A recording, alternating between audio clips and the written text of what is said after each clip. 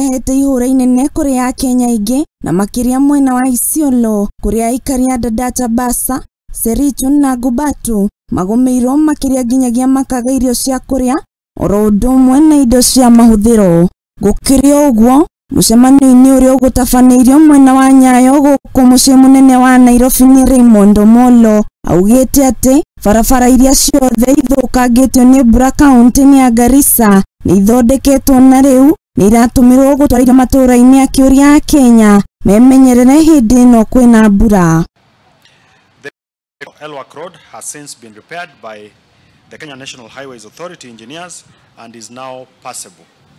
This has allowed a total of 36 truck convoys carrying various commodities, including food and diesel, that was stuck at Tulo to now reach its destination. Other roads affected shall be repaired once the water levels subside.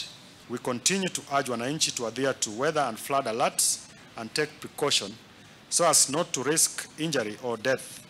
Oho niongereire ati angikorwo kuri na mundu uri na undu wa hinahi no ahure namba iria arikitie kuheana niguo amukire uteithio. National Disaster Operations Center can now be reached on a 24-hour basis on the number that I'm just about to read, which is 020 215 1053.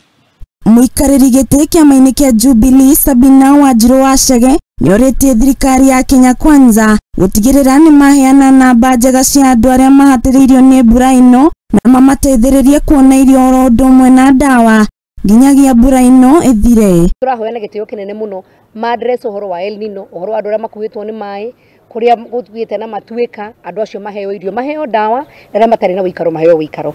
Natugikia gafuruka mtani Isiolo uria makiri na andu magagitwo ni mbura ino na mamukirite irio oro hamwe na dawa kuma kuri thirikari ya kaunti iyo kugerera rũhonge rwa KDF utoria afidhamu munene wa Sanabila aratariria. Today we are here to see of the flagging and the airlifting of relief food to our people who are affected in areas of the Hadhara, Iresaboru, Sericho, and even Gubatu.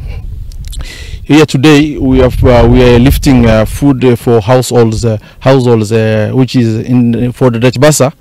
We are lifting for 626 households. For Iresaboru, we are lifting for 500 households. That is food, and for Alango, we are lifting 175. Hadhara TV, ni